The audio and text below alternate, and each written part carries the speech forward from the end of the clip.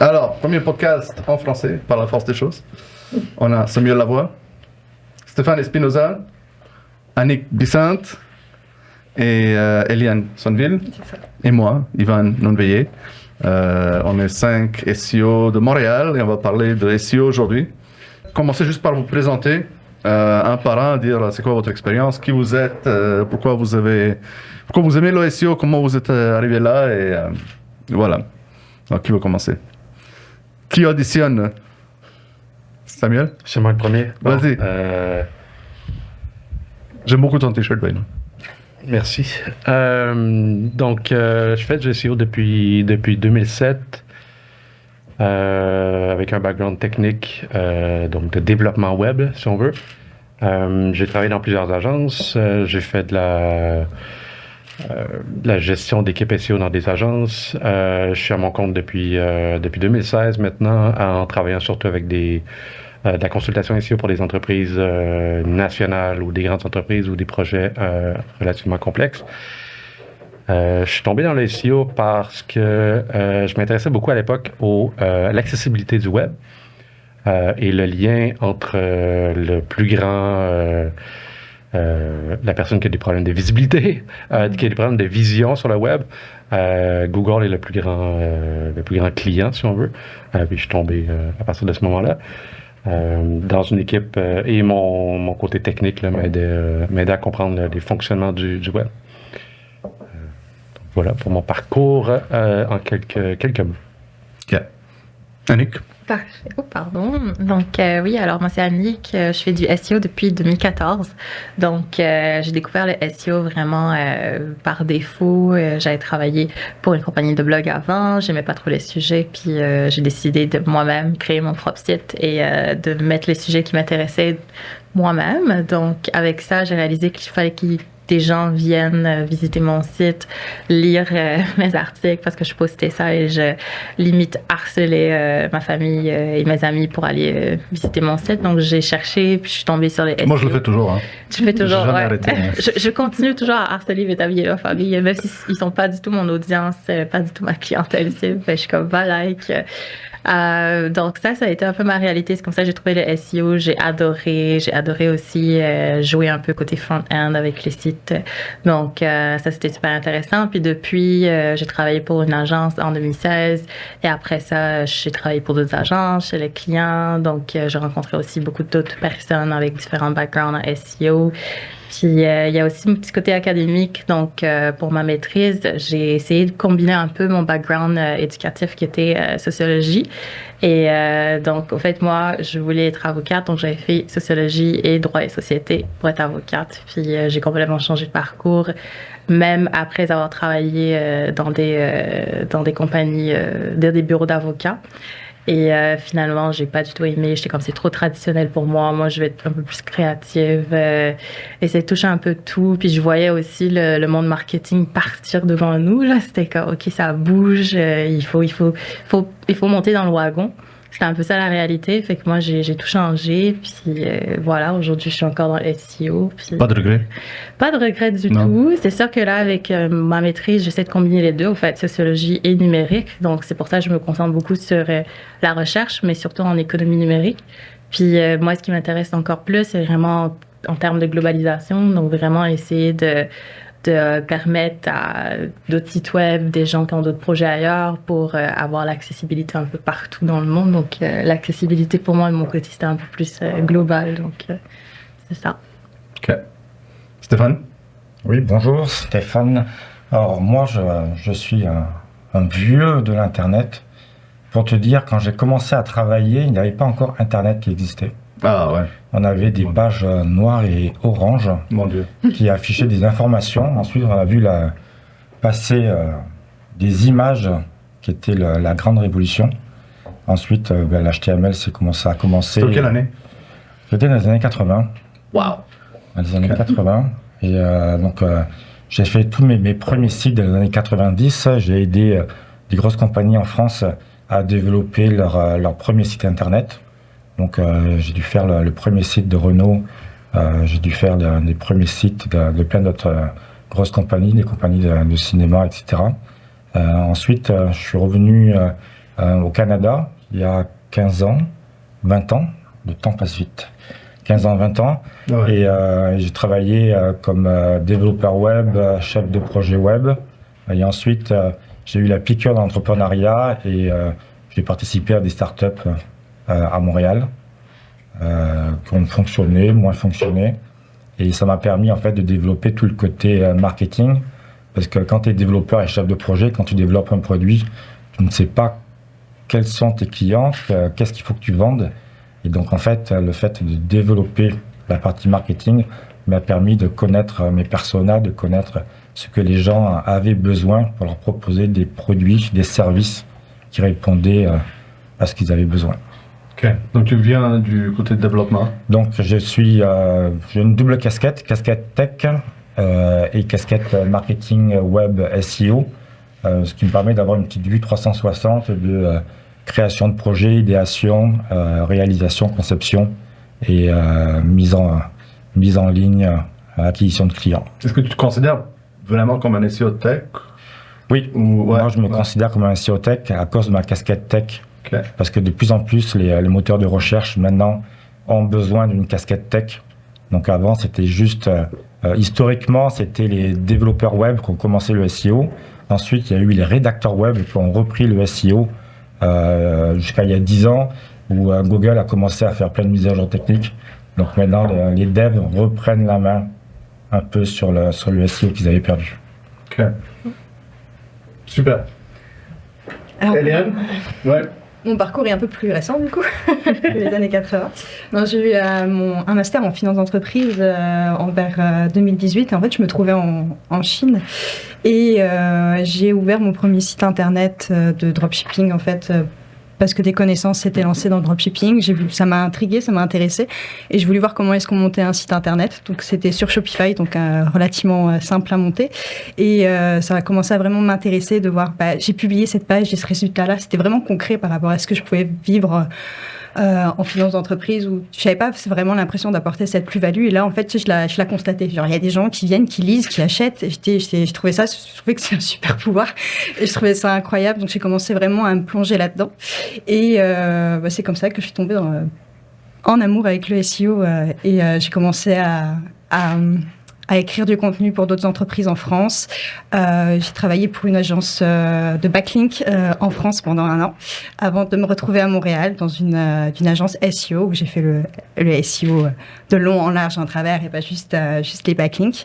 Et me suis retrouvée par la suite directrice SEO au sein de l'agence Turco. Et donc je suis restée presque 1 an aussi. Et là maintenant je me retrouve chez le client. Ok. Qu'est-ce que vous préférez en général, chez le client ou en agence? Moi, personnellement, je dirais chez le client. Ouais, pourquoi? C'est mieux payé. C'est mieux payé, oui.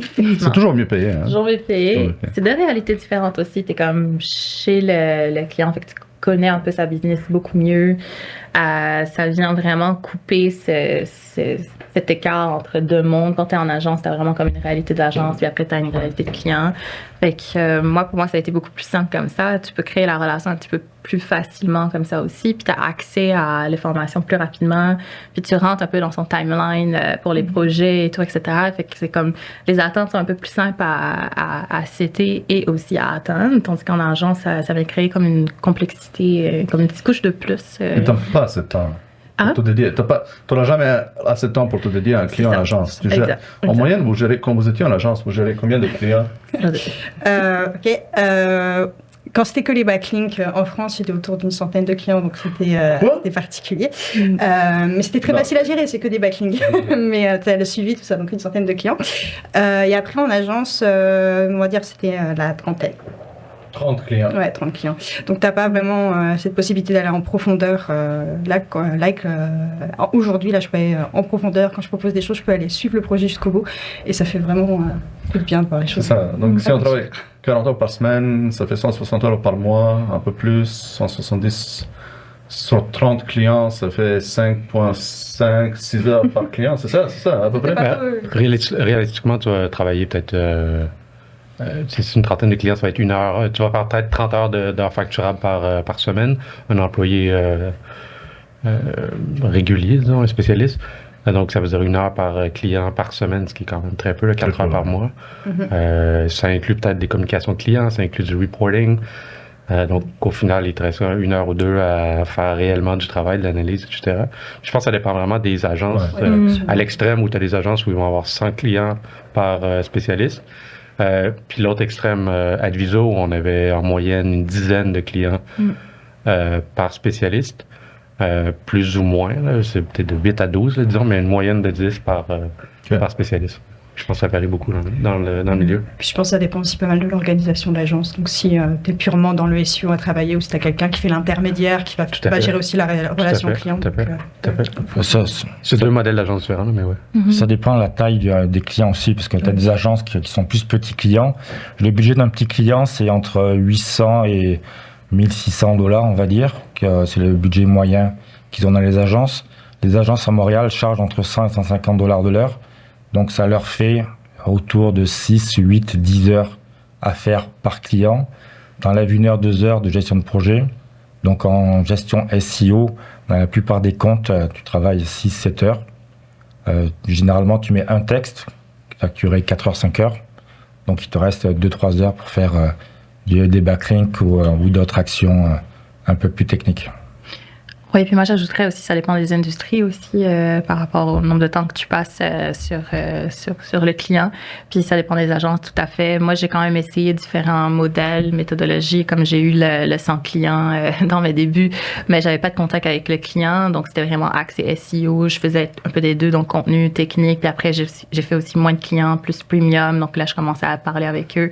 Puis ensuite j'ai fait un client vraiment qu'on se concentre pas mal de fois aussi. Donc, ça dépend des modèles d'agence, ça dépend des supports que tu as. Des fois, on a des gestionnaires de projet, des fois, il faut gérer le tout. Donc, ça vient changer un peu nos efforts là-dessus, puis le nombre de temps qu'on passe. OK. J'aimerais poser la même question de 2 manières différentes. La question, c'est quoi un bon client pour le SEO? Ou bien, si un propriétaire d'entreprise, comment il va savoir qu'il devrait s'adresser à un SEO? Un des critères va être le modèle d'affaires. La vision court terme ou long terme, et puis d'avoir l'énergie pour pouvoir faire des activités à long terme. Il y a des entreprises, des startups par exemple, qui ont pas nécessairement la vision long terme parce que l'entreprise potentiellement dans 1 an ou 2 va être capote, ou le risque est capote si on n'a pas plus de financement, etc. Donc potentiellement, il y a des, entre autres dans les startups où c'est pas du tout valable de faire du SEO, de débuter par du SEO. Regarde juste le court terme. Juste le court terme. Ils doivent survivre à court terme sur la prochaine année. De toute façon, donc des activités SEO, c'est vraiment pas le même. Ce serait pas bénéfique pour eux. Il y a plein d'autres choses qu'ils pourraient faire au lieu de faire du SEO.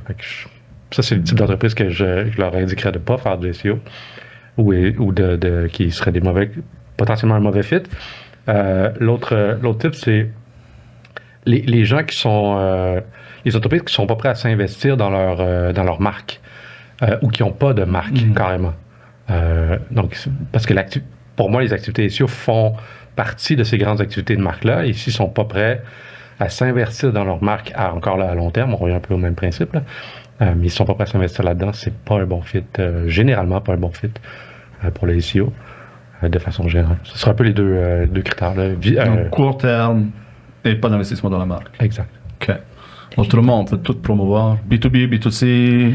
Je pense que B2B, ça peut être adapté, mais il y a peut-être des industries où la recherche est tellement précise, il y a vraiment, vraiment très, très peu de volume que potentiellement on peut donner des conseils. Il faut créer telle page et telle page, mais il n'y a pas besoin d'avoir un budget SEO ultra développé. Là, il faut faire connaître le produit. Et là, c'est peut-être pas le SEO qui va forcément aider. Il y aura peut-être des sujets de blog pour amener la création, pour amener la connaissance du produit. Mais je pense que là, il faut que ce soit tout le marketing qui se mette en place pour mettre en avant le produit. Le SEO, c'est un peu l'enfant pauvre du marketing parce que c'est là où on insère le moins de budget. Alors que pour le SEM, pour tout ce qui est payant, il va y avoir des dizaines de milliers de dollars qui vont être normalement investis. Pour le SEO, généralement, les gens ils trouvent que plus que 1500, 2000 $, c'est trop. Donc ils vont baisser les tarifs, ils vont baisser les prestations. On leur dit mais ça va prendre plusieurs mois, donc c'est pas la peine d'investir d'un coup puisque ça va prendre plusieurs mois. Donc ils mettent des petits budgets, donc ça prend longtemps à décoller. Et au niveau du SEO, il faut faire attention parce que le SEO englobe plusieurs choses. Le SEO englobe l'optimisation pour les moteurs de recherche, mais aussi l'optimisation du site web pour les conversions. Donc tout ce qui est structure du site web, tout ce qui est ergonomie, tout ce qui est menu, tout ce qui est conversion, tout ce qui est positionnement des boutons, vitesse du site.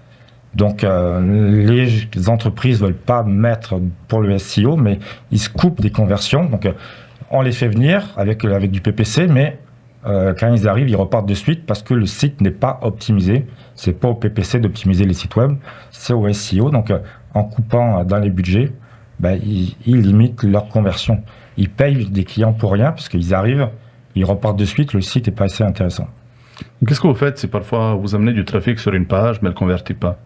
Ou vous amenez du trafic sur le site web et le site web ne convertit pas? Il faut étudier pourquoi. Donc il existe plein d'outils, comme par exemple Clarity ou Hotjar, qui permet de traquer qu'est-ce que les gens font sur ton site. Donc c'est des systèmes d'enregistrement de session. Donc le système enregistre la personne qui arrive, tu vois la souris qui se déplace, le clavier qui est tapé, tu vois quand les gens s'énervent, quand il y a un truc qui fonctionne pas. Ça s'appelle le rage click, il me semble. Rage click. Donc ça te permet de suivre, de traquer étape par étape qu'est-ce qui va pas. Tu as un système d'heatmap qui permet de voir les gens ils restent à 80% en haut de la page et mon bouton est dans la deuxième moitié. Donc, est-ce qu'ils ne voient pas mon bouton? Donc, en fait, il faut déplacer le bouton pour pouvoir optimiser. Okay. C'est un peu ce qu'on appelait avant le A/B testing qu'il faut faire, qui a été supprimé de Google, malheureusement, mais il faudrait développer un peu plus le A/B testing en SEO. Okay.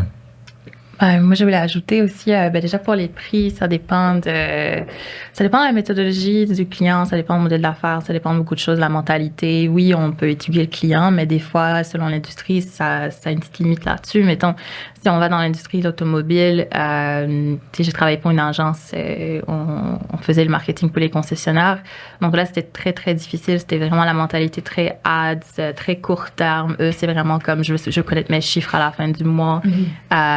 Donc, ils ne voyaient pas trop la valeur SEO. Fait que des clients comme ça, oui, ils ont beaucoup de cash, ils mettent beaucoup d'argent dans les ads, mais pour eux, payer quelqu'un pour faire du SEO, pour eux, c'est comme vraiment très étranger comme concept à un moment donné. Puis après, le site web aussi, il n'est pas forcément très bien adapté pour que ça soit bien optimisé par la suite. Des fois, il y a des problématiques techniques là-dessus, puis ils veulent juste vraiment pas mettre l'effort là-dessus. Donc, les clients, je vois juste pas la valeur du truc parce qu'eux, ils sont très à court terme. C'est sûr que là, on trouve une balance. Donc, c'est le point que je voulais ajouter. C'est comme le SEO, oui, c'est comme un peu l'enfant pauvre, là, mais des fois, il faut le voir aussi connect. C'est pas forcément le canal qui va être le principal dans tout ça. Fait que c'est de travailler un peu. Là, on doit comme se pogner un peu avec les autres canaux là, pour dire « Hey, on existe ». Fait que c'est pas juste l'enfant pauvre, c'est des fois, c'est comme « Hey, salut, on existe, nous aussi, le SEO, on peut amener de la valeur ». Fait que je trouve que dans pas mal d'industries, puis avec beaucoup de clients, puis surtout avec les plus petits clients aussi, eux, c'est comme, c'est encore pire là des fois parce que eux ils comprennent pas le long terme des fois parce qu'ils sont en train de chercher eux-mêmes ils veulent du cash maintenant, comme ils veulent des clients maintenant. Fait que là tu parles un peu en mode concept très large. Fait que souvent, donc ça dépend un peu de la maturité du client, donc de la maturité vraiment en termes de marketing, où est-ce qu'il en est, même pas forcément du nombre d'argent qu'il fait par année, parce que là tu sais les concessionnaires ils font beaucoup de cash par année là, mais des fois ils sont juste pas matures pour avoir le SEO. Fait que c'est ce que j'ajouterais. OK. Donc la maturité du client, vision long terme, branding. Est-ce qu'il y a un produit ou un type de service que vous pensez que c'est non, là, c'est pas fait pour le SEO là? J'allais dire les trucs illégaux. Ouais. Non, les trucs légaux. Non, les trucs illégaux, souvent, ils ont besoin du SEO, en fait. Parce qu'ils n'ont pas le droit de faire des annonces. Mais je pensais aussi aux industries qui sont un peu bloquées par Google. Enfin, il y a des images. Ça, la marijuana. Les 3P. Là. Les 3P. C'est quoi les 3P? Porn. Pills, poker. Voilà. C'est quoi le deuxième? Pills. Les médicaments. Fait. Porn, pills, poker. Tu vois, je connaissais pas ça. Ouais. OK. En effet, ils ont besoin des SEO. Une des plus grandes boîtes qui a je pense que la plus grande équipe SEO à Montréal est dans ce domaine-là. Mais c'est très particulier. Est-ce qu'on peut dire c'est qui? L'entreprise change de nom assez fréquemment. Donc, Ah oui, je connais. donc vous pouvez utiliser... bref, c'était un des noms de l'entreprise. D'accord, mais c'est pas une agence de marketing. Non, c'est une boîte avec plusieurs centaines d'employés à Montréal. C'est juste, selon moi, une des plus grandes équipes SEO. Très particulière. Ils ont combien de SEO? Plusieurs douzaines. Et c'est des enjeux particuliers qui vivent en termes de vitesse, en termes des enjeux techniques très importants, les feeds, l'indexation de leur page. Bref, ils ont des enjeux très, très particuliers. Qui touchent pas la majorité des gens là, avec le trafic qu'ils peuvent avoir. Sont dans les top 10 des sites web dans le monde. Là. C'est très, très, très particulier. Donc, Pornhub, on peut le dire. Ouais. Pornhub, ceux qui gèrent Pornhub. Ceux qui gèrent, entre autres, Pornhub. Et quoi d'autre? La majorité du top 5 dans cette industrie-là, je savais que ça allait finir. On peut dire aussi c'est un peu grâce à cette industrie-là qu'on a notre marketing en ligne un petit peu là, parce qu'il fallait qu'ils soient très, très ciblés. C'est eux qui sont venus un peu avec le concept de targeting dans ces points-là. Donc, on va se dire, Montréal est un centre technologique à ce niveau-là. Puis pour ton point, Annick, le DVD. Qui a été poussé notamment par cette industrie-là. Le bêta versus VHS a été gagné. Le VHS a gagné justement à cause de cette industrie-là. Donc il y a quand même beaucoup d'historique technologique dû à ça, d'avancées technologiques. C'est intéressant. On pourrait faire un podcast de ça. Pour parler des business qui ne sont pas pour le SEO, est-ce qu'on peut parler des business bouchés, c'est-à-dire qui ne peuvent plus ranker pour le SEO? Exemple, tout ce qui est produits financiers, tout ce qui est assurance, ce qui est un peu automobile. C'est ça. Donc, parce qu'il y a des secteurs que ça va être très très dur pour eux de ranker maintenant. C'est ça. Par exemple, un agent d'assurance qui travaille pour Industrial Alliance, qu'est-ce qu'il fait? Est-ce qu'il devrait utiliser le SEO? Tout à fait. Ah oui? Comment? Oui, tout à fait. Comment on fait pour ranker sur les 3 premières pages? Avoir une bonne marque. Avoir une marque inspirante, avoir des contenus inspirants, avoir une audience qualifiée, une audience qui va chercher pour toi, qui va chercher pour ta marque, qui va chercher des produits plus pour les produits, mais aussi avec ta marque. Mais c'est qui enlève la marque. Il y a toute une rétention. Oui, mais c'est une industrie qui est basée sur la marque. Qui est beaucoup basée sur la marque, basée sur la rétention. C'est une industrie d'ailleurs que les termes principaux vont souvent être mixés avec une autre marque. Il y a quelques autres industries, entre autres les télécoms, c'est le cas. Il y a quelques joueurs dans la télécommunication au Canada et les gens vont chercher pour service Internet plus le nom d'une marque, plus Bell, plus Vidéotron, plus etc. Donc, l'importance de la marque est directement dans les intentions utilisateurs. Les gens vont passer pour les produits, souvent même avec une marque en tête. Dans l'assurance, c'est le cas, où les recherches, il va y avoir plus de recherches pour un autre produit ou un autre service incluant une marque que sans inclure de marque. Mais est-ce qu'il ne rank pas déjà son SEO pour la marque? Pas toujours. Pas toujours avec les bonnes pages. Il n'y a pas toujours une bonne expérience client ou prospect, là, si ce n'est pas déjà un client. C'est une industrie qui est fortement... qui est une industrie, c'est pas une industrie bleue, une industrie rouge, où les nouveaux clients vont se faire au dépit de d'autres joueurs. L'acquisition est seulement dans ce... Enfin, très... Pour les gens qui ne savent pas, est-ce que tu peux définir l'océan bleu, l'océan rouge? Oui, Red Market. Ouais, Red Market, Blue Market, juste pour... Blue Ocean Market versus Red Ocean Market, c'est un marché qui est ultra compétitif, où il n'y a pas d'acquisition vers des gens qui sont pas déjà desservis par une entreprise. Il faut techniquement aller voler le client à une autre... Ça, c'est le marché rouge. Ça, c'est le marché rouge, oui. Puis le marché bleu? C'est l'inverse. C'est l'inverse. C'est quelqu'un où il faut éduquer, au fait, le client. Les clients. C'est complètement nouveau. Oui, exactement. OK. Donc, dans un marché rouge, par exemple, si tu es un agent d'assurance, tu travailles pour Industrial Alliance. J'ai un bon ami, Luca Grubac, travaille pour Industrial Alliance. Qu'est-ce qu'il pourrait faire pour se promouvoir lui personnellement, pour essayer d'attirer des clients avec le SEO? Du local. Du local, juste du local. C'est ce que j'ai pensé aussi. En priorité, à mon avis, du local. OK, mais à part le local. Local, ça je comprends. Local, ça veut dire, par exemple, il est basé à la Chine, donc agent d'assurance, assurance auto, assurance maison la Chine, assurance auto Montréal, assurance quoi d'autre? Tout ce qu'il y a autour. Tout ce qui est autour. Il faut éviter de viser les grosses métropoles pour les termes un peu trop génériques. Et parce que les clients sont aussi un peu partout. Okay. Comme on parlait au début, ils vendent des contrats. Celui qui vend un contrat à 2005 ou à 5000, il a besoin de moins de clients qu'une personne qui vend des mugs à 2 cents. Ouais. Donc, tu vas viser plus la qualité que la quantité. OK. Les SEO locales, je comprends entièrement. Est-ce qu'il y a d'autres choses? Ben moi, j'ajouterais, surtout dans des industries comme ça, assurance, tout ce qui est finance là et tout, etc., la notoriété quand même, ça vient aider. Genre, s'il y a des conseillers ou, je sais pas, des directeurs, des noms de personnes, vraiment, parce que les gens vont chercher ça. Puis j'ajoute au point de la marque aussi, c'est super important, surtout dans ces industries-là. Par exemple, si on prend Desjardins, quand je fais des recherches de mots-clés de Desjardins, c'est toujours la marque de leurs produits. Même moi, je suis client de Desjardins. Moi, je connais Accéder. Je vais pas aller décrire sur Google compte chèque ou quoi que ce soit. Là, je vais juste mettre accéder vraiment. Donc, quand on regarde ça, je suis pas la seule à faire ça. Donc, c'est très axé brand. Donc, je dirais vraiment brand. Puis la notoriété aussi, ça fonctionne très bien. C'est des articles. Est-ce qu'on peut dire que le brand, c'est le SEO? Parce que j'ai toujours l'impression que c'est pas le SEO. Le brand, c'est d'autres choses. Ben, le brand, c'est parce qu'avec Google, ils priorisent la notoriété. Là, c'est avec le concept, la fiabilité, HIT et tout ça. Là. Donc, c'est pour ça que c'est super important. Mais aussi, quand on se met à la place de l'utilisateur, les gens, ils connaissent pas mal bien les brands. Puis eux, ils mettent aussi beaucoup de budget sur tout ce qui est, tu sais, les billboards. Il y a aussi autres marketing qui font, genre à la radio et tout, etc. Fait que ça vient mettre tellement d'emphase sur la marque que par la suite, les gens, ben c'est un par défaut. Là, j'ai écouté ça à la radio, fait que je vais aller sur Google après dans mon téléphone. Je vais chercher tel truc. Puis le local aussi, des fois, s'ils font quelque chose à la radio, je vais aller chercher l'adresse tout de suite dans mon téléphone. Fait qu'il y a toujours un impact par la suite des autres canaux.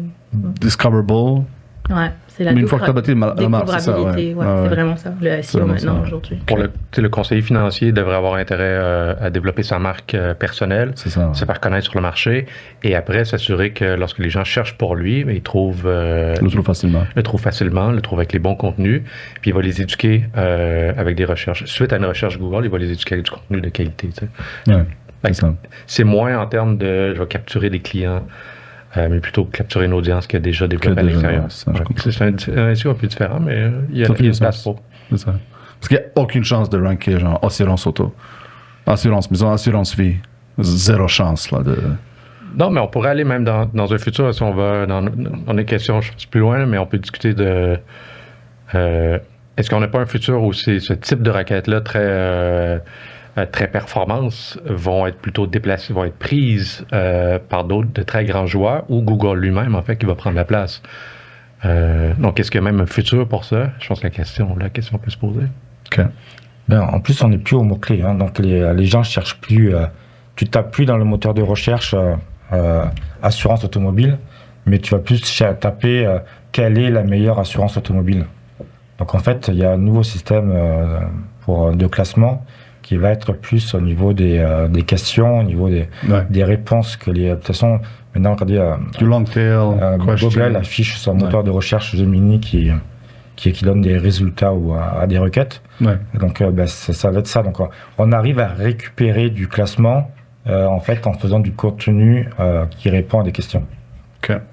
C'est un bon point. Mais l'astuce pour tout ce qui est finance, en fait, c'est les goodies. Les gens adorent les outils pour calculer.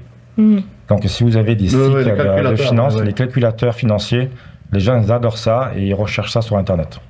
Comment calculer mon taux d'intérêt, comment calculer mes choses. Ils adorent ça. Donc, si vous avez des sites, faites un petit calculateur. OK. La même chose pour faire des soumissions pour des réparations, la construction. Donnez-moi votre nom, votre numéro de téléphone, votre email et on va vous envoyer 5 soumissions de 5 contracteurs différents.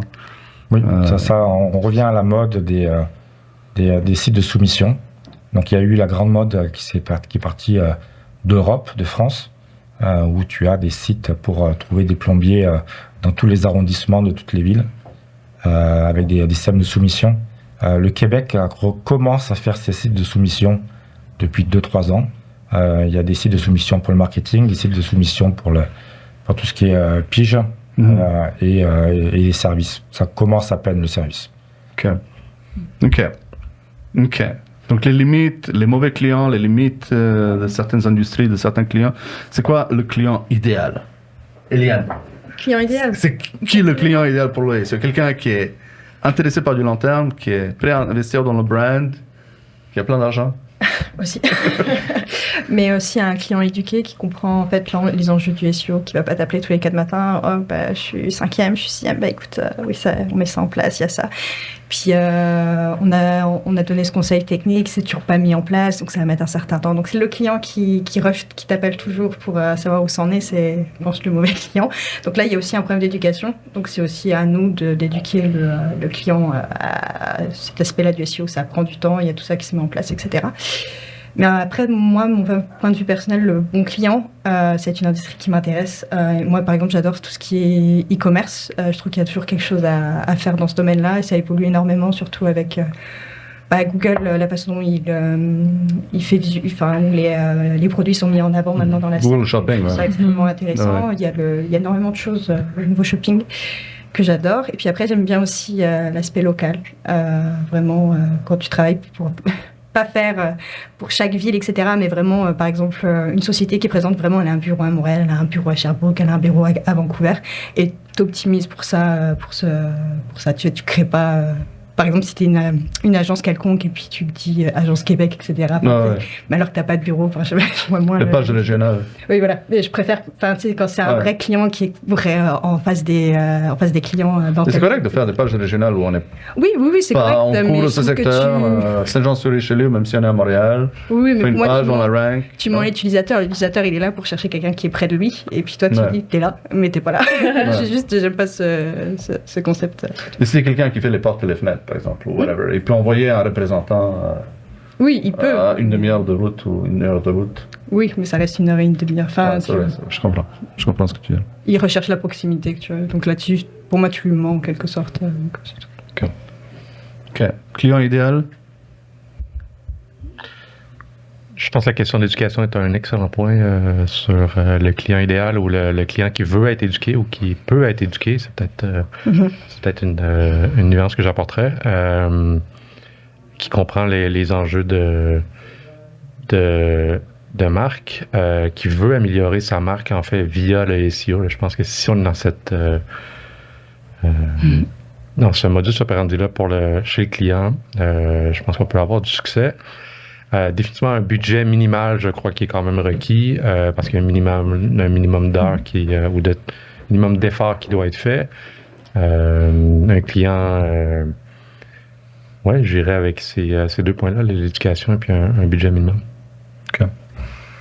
Moi, de mon côté, j'ajouterais l'industrie, je me retrouve beaucoup là-dessus. L'industrie, oui, il faut être intéressé et tout, mais des fois, l'industrie avec une certaine flexibilité pour créer du contenu, parce que moi, je suis tombée sur des industries où c'était vraiment difficile d'aller chercher des sujets de blog à un moment donné, parce que soit il y avait pas de la marge vraiment pour être créative, pour aller, c'était trop compliqué. Donc, moi, je dirais quelque chose de vraiment là-dessus, là, qu'on peut créer l'innovation, il y a la place à ça, donc ça dépend aussi de l'ouverture du client par rapport à ça aussi, vu que le SEO, ça évolue pas mal, tu sais, là, avec le IA et tout, etc.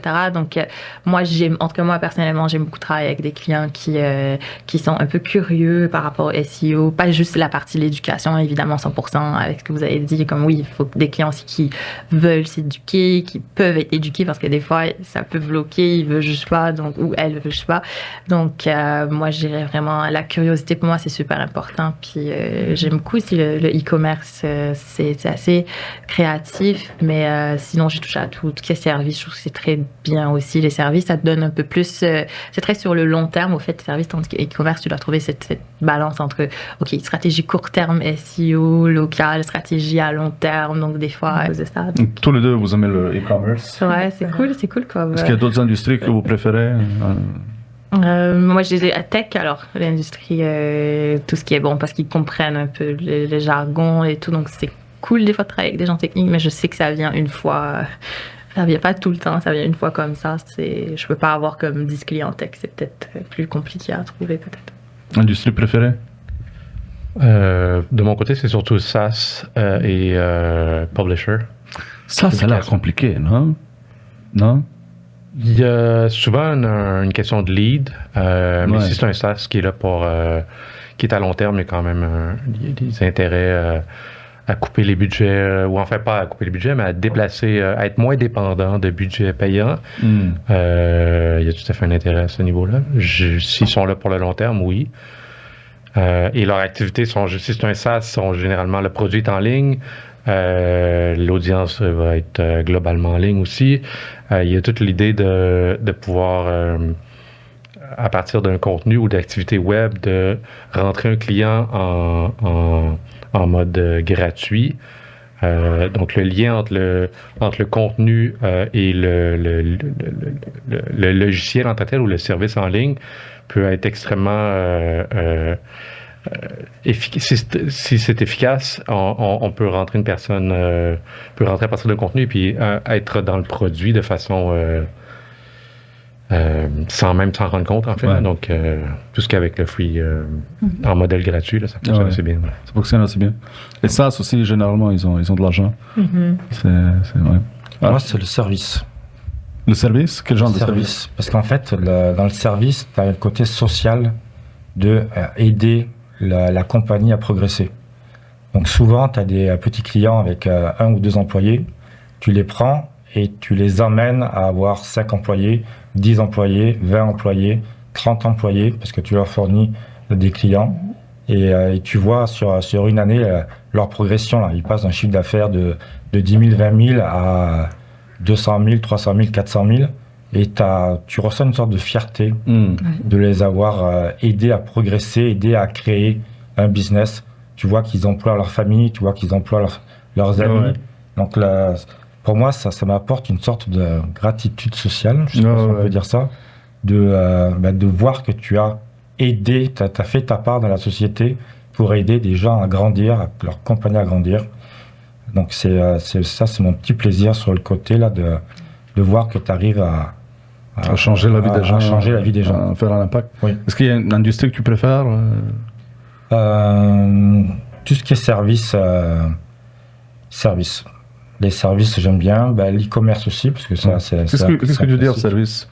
Service, ça va être, par exemple, les rampes de fer forgé, les réparations de toitures, les peintures de bâtiments, etc. Ok. Oui. Non, j'avais juste entendu Samuel dire que tu aimais la partie publisher, mais en ce moment, ça doit être un petit peu plus complexe maintenant avec tout ce qui est venu avec l'IA, enfin tout ça. C'est définitivement une industrie qui se questionne beaucoup sur la place de l'intelligence artificielle. Le rôle qu'ils peuvent jouer, définitivement, c'est un bon point. À voir. J'ai pas compris le point, excusez-moi. Non, il disait que l'un de ses secteurs préférés, c'était publisher. Publishers, oui, c'est ça. Okay. Je pense que ce qui est intéressant avec les publishers, c'est qu'on a, généralement, c'est des enjeux techniques qui sont importants parce que c'est des sites qui sont immenses, de grande ampleur, là, sur des sites qui ont généralement 1 million de pages et plus, ou facilement 1 million de pages et plus. Des enjeux, et c'est d'un côté les enjeux techniques, de l'autre côté les enjeux de contenu, mais de façon structurelle. C'est pas nécessairement un contenu, là, mais ça va être des centaines de contenus qui vont être publiés par jour. Donc l'organisation de tout ça et comment on peut, dans la structure elle-même, influencer d'un point de vue SEO pour avoir des gains, ou du moins pour avoir d'enjeux négatif d'un point de vue SEO. C'est vraiment de travailler le système en fait de production de contenu. Est-ce que c'est plus technique? Intéressant. Ça dépend des publishers, de leur plateforme souvent. S'ils sont sur une plateforme custom, oui, les enjeux techniques vont être plus importants. Non, c'est vraiment le mix entre les deux. Là. Je trouve que c'est intéressant. OK. Bon, alors, est-ce qu'on peut aborder un sujet qui est un peu controversé, c'est les backlinks?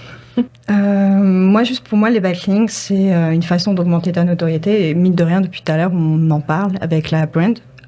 Donc pour moi, le backlink n'est pas mort, entre guillemets, mais faire des backlinks pour faire du backlink, c'est pas très utile. Je pense que déjà, si tu as un client qui vient juste pour faire des backlinks, si tu lui expliques aussi les enjeux, parce que ça peut être risqué. Donc il y a cette partie-là, mais c'est quand même quelque chose ça marche. Donc moi, un client qui arriverait avec des backlinks et qui a, je veux dire, qui n'a pas de trafic organique, qui n'est pas positionné, qui n'a pas d'historique, je lui déconseillerais. C'est juste notre façon de se faire pénaliser dès le départ. Donc pour moi, un client, un site internet qui serait prêt à faire des backlinks, c'est un site où il serait déjà, mettons, dans le top 15 et dans le top 20, et qu'il aurait besoin d'un petit coup de boost pour monter à 5 ou 10 positions. Ok. Monter le TF, je vois qu'il y avait parlé de TF, CF. Mais bien sûr, pas Trust faire... flow, ouais, trust citation flow. Ouais. Ouais. Mais pas faire... Alors, faire de la citation qualité. flow, c'est la quantité, le trust flow, c'est la qualité des backlinks, à peu près. C'est comme une façon de mesurer la notoriété d'un site internet. Donc ça, c'est comment il s'appelle déjà Majestic. Majestic C'est SEO. ça, Majestic. Majestic tout court maintenant, oui. Majestic. Donc il y a d'autres façons de noter. Il y a le Authority Score de SEMrush, il y a aussi Moz qui a son propre outil, etc. Ça donne des idées du... Il y a Moz, il y a Ahrefs aussi qui ont une métrique similaire. Voilà, c'est parce que pourquoi est-ce qu'il y a toutes ces métriques? Parce que le moteur de recherche Google il s'est différencié par rapport aux autres moteurs de recherche grâce à son système de page rank. Donc une page se positionne beaucoup plus facilement qu'une autre parce que d'autres pages vont parler d'elle. C'est le système de bouche à oreille dans la vraie vie. Si on n'arrête pas de parler de toi, c'est que potentiellement tu es bon dans ce que tu fais, donc je vais te mettre en avant sur la SERP. Et c'est comme ça qu'il a proposé aussi des résultats, je dirais peut-être un petit peu meilleurs que les autres moteurs de recherche au tout début. En tout cas, c'est ce que j'ai lu dans les ouvrages. J'ai pas connu cette période. Donc pour moi, aujourd'hui, du coup, le système de PageRank, avant Google l'affichait, puis ça a disparu. Donc du coup, c'est pour ça qu'on a tous ces hosties qui donnent Majestic, etc., qui vont donner une note, etc., où on essaye d'augmenter la nôtre via les backlinks, mais ça doit pas être l'enjeu. Le SEO, c'est pas que les backlinks, il y a vraiment tout le contenu, le technique. Si t'as pas le contenu, t'as pas le technique, ça sert à rien de faire des backlinks, tu vas juste dépenser de l'argent dans le vent. Ok. Alors, disons qu'on a le contenu, disons qu'on est dans les 20 premières positions, c'est-à-dire la deuxième page. Mm-hmm. Comment on fait des backlinks? C'est quoi le processus? Comment tu pour moi, le réfléchis à but, ça? c'est d'essayer d'avoir l'air naturel, entre guillemets, parce que on est sur le parti grise. Je vois Samuel de côté. Donc, pour moi, ce serait un peu de diversifier le profil de lien. Ne pas faire cibler tout le temps la même page. C'est parce que j'ai en tête les agences SEO, mais par exemple, toujours une page, agence SEO, agence SEO, agence SEO, agence SEO. Enfin, ça fait quand même bien bizarre. Donc, l'idée, ça serait de faire des backlinks, 60-70%. Vers la homepage, bien sûr, qui est bien techniquement équimaillée vers d'autres pages services, dont ma page service SEO, ma page service SEA, etc. Donc ma notoriété va se diluer petit à petit vers les autres pages. Donc la structure de la page est importante. Et donc après, faire, 20-30% de backlink optimisé, semi-optimisé, neutre, vers la page que je cherche à booster. Donc voilà, il faut vraiment faire attention quand on fait les backlinks, donc pas être brut faire que des backlinks de quantité avec des encres optimisées. Donc essayer de diversifier un peu le tout. Ok, donc si on veut tout faire bien comme il faut, on trouve, par exemple, on vend des vélos. Mm-hmm. Donc on trouve une publication qui parle de vélos. On leur écrit, est-ce que vous seriez ouvert à parler de nous? Voici un article. Ou voici $300, $400. Comment ça fonctionne? Comment tu dois envoyer un email, c'est ça? C'est la première étape. Ça dépend. Si par exemple tu es sur le marché français, tu as énormément d'agences, de plateformes de liens qui vont vendre du lien et tu vas trouver énormément de sites et que je trouve quand même de bonne qualité. Donc tu peux trouver tout ça. Après, c'est vrai que ici, je trouve qu'au Québec, potentiellement, ou au Canada, tu veux faire une stratégie de backlink. C'est peut-être un petit peu plus compliqué de trouver des liens. Donc là, oui, tu dois passer pas mal de temps, peut-être par mail, mais là aussi, il faut mettre en avant ton entreprise, donc il y a l'aspect brand, etc. Donc, pourquoi est-ce que ce site internet-là parlerait de nous? Ce système de backlink est quand même moins présent, je trouve, au Canada, sur le marché canadien SEO. Mais même le système en France, tu payes pour le guest post. Oui, mais tu as la plateforme et tu as plein de sites internet. Je sais, mais les plateformes, ils arrivent au Canada. Oui, là. C'est ça. Oui, on en a parlé. Mais c'est quand même le principe qui m'intéresse derrière, c'est-à-dire que tu écris un blog, par exemple, qui parle de vélo, tu lui dis, est-ce qu'on peut faire un guest post? Combien ça coûte? Est-ce qu'on peut avoir un link do follow vers la homepage? C'est ça le plan. C'est ça, oui, il n'y a rien. Puis, faire attention au contenu. Enfin, il faudrait que le contenu ne rentre pas en concurrence avec ton propre site internet. Mettons, tu fais un article de blog Vélo Gravel sur ce fameux site-là. Puis c'est ce site-là qui rank sur Vélo Gravel. Bon, c'est un peu bête. Donc peut-être faire un backlink, un blog un peu plus générique, genre les activités de sport à Montréal en été les plus populaires. Achetez votre Vélo Gravel.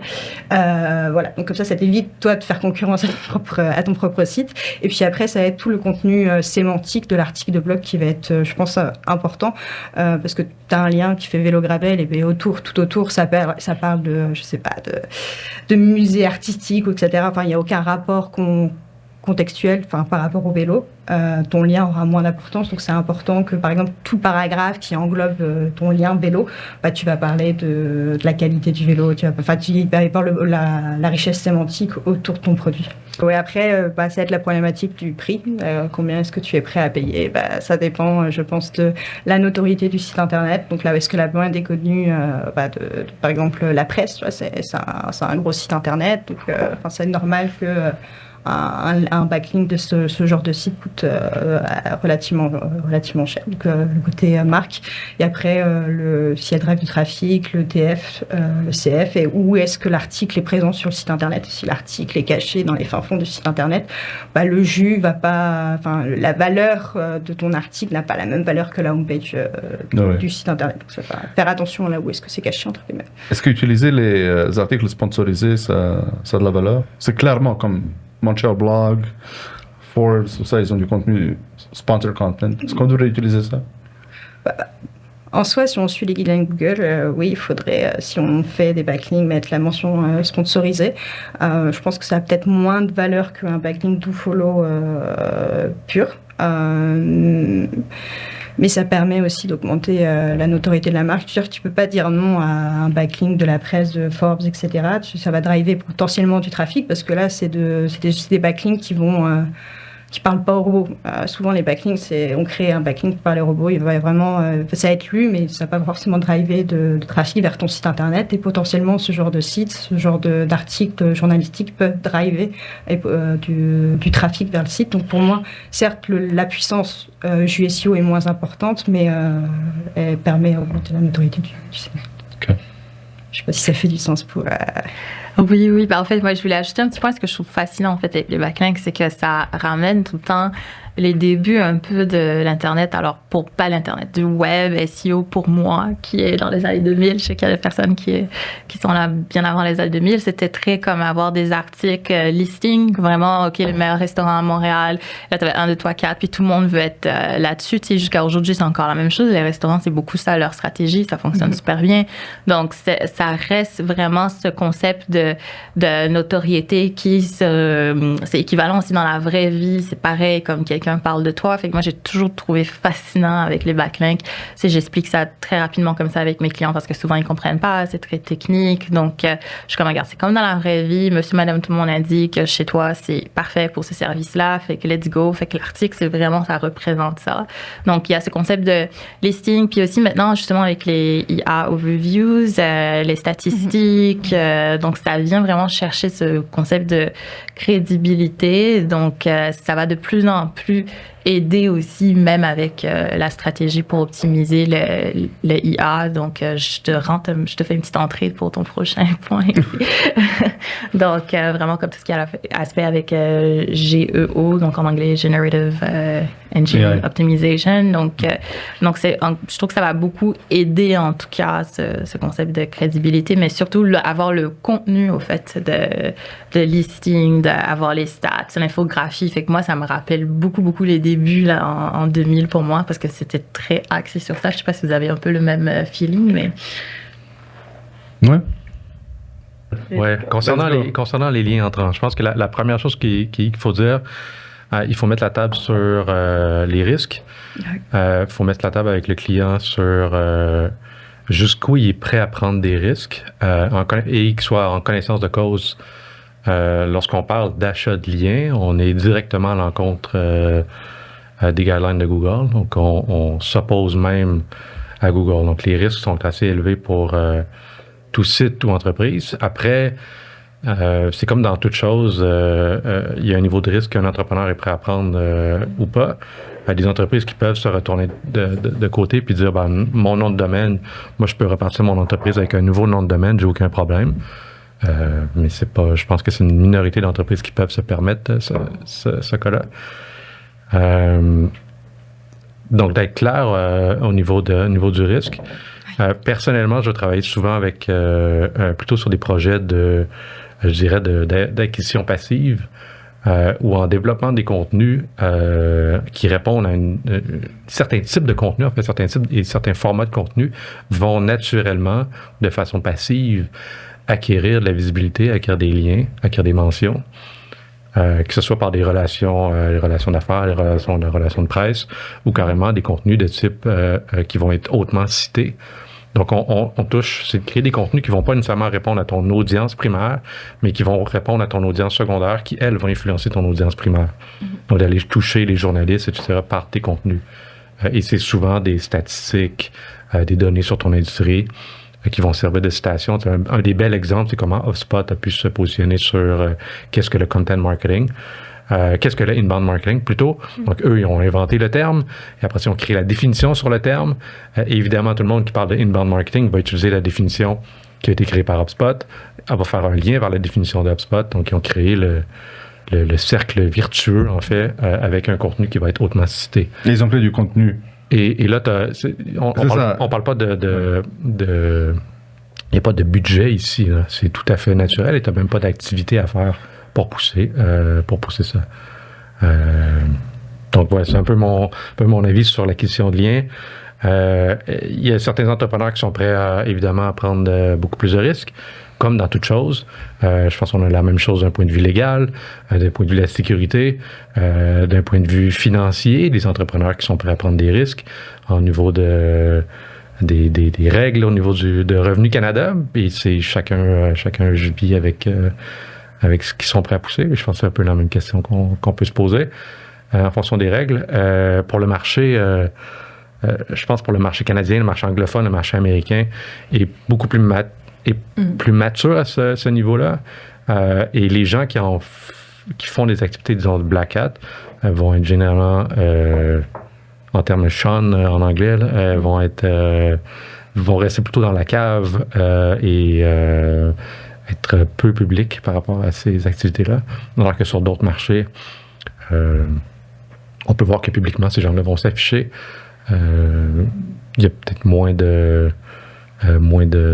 risques. Puis on le sait, de toute façon, les changements d'algorithme de Google qui ont été, par exemple, Penguin à l'époque, c'était sur le marché US, ça a été sur le marché anglophone. Ça a pris de nombreuses années avant que ça arrive sur le marché francophone, par exemple, et sur des petits marchés comme le Québec, est vraiment très isolé, qu'on peut faire beaucoup plus de place à jouer dans les zones plus grises. Tout à fait. Mais je pense que la clé demeure le niveau de risque. Est-ce que vous pensez que ce qu'on appelle social signals, ça vaut la peine de... Parce que je pense qu'ils marchent. Facebook, Instagram, Reddit, Quora. Est-ce que vous avez joué avec ça? Je pense que c'est extrêmement important, mais ça va dépendre de l'industrie. Il y a des industries qui sont très basées sur l'image. Donc là, c'est sur Go for it. Et tout, ça va apparaître dans ton nom de marque, dans les images, Google, etc. Donc pour moi, c'est extrêmement important. Ça montre aussi ta notoriété. Si tu es une entreprise et que tu n'as pas de réseaux sociaux, c'est vrai que peut-être que Google va peut-être moins te faire confiance, ne serait-ce qu'avoir LinkedIn. Donc voilà. Pour moi, c'est quand même relativement important. Reddit, vous aimez Reddit? Reddit, Ouais. Non? Mais C'est comme courant. c'est courant. Vu qu'il y a les questions aussi, les réponses, fait que ça a beaucoup aidé pendant longtemps. Mais là, j'avais l'impression que ça avait enlevé, là j'ai comme un petit blanc, ils avaient enlevé les recherches Reddit, c'était sur Bing ou sur Google, il y avait quelque chose qui s'était passé dernièrement avec ça. J'ai comme un petit blanc. Ouais. Google a eu une entente avec... ils ont investi dans Reddit pour avoir un accès au feed. Moi, j'aime bien Reddit. Je pense que ça joue, d'un point de vue SEO, ça joue sur deux aspects. Là, en amont, au niveau de la recherche utilisateur, comprendre l'utilisateur, quels sont les mots qu'ils vont utiliser, le langage qu'ils vont utiliser. Puis une personne qui pose une question sur Reddit, il y a potentiellement des centaines de personnes qui ont la même question, mais qui n'ont pas osé la poser. Donc, c'est une façon de trouver, en fait, des questionnements utilisateurs. et créer potentiellement du contenu en fonction de répondre à cette demande-là. Et oui, comme des signaux sociaux, si on est mentionné sur Reddit, en fait, j'irais, pour te répondre à ta question sur les réseaux sociaux, j'irais vers tous les réseaux sociaux qui sont publics ou qui ont une facette publique. C'est pas tout le cas, comme Instagram ou Facebook. Twitter.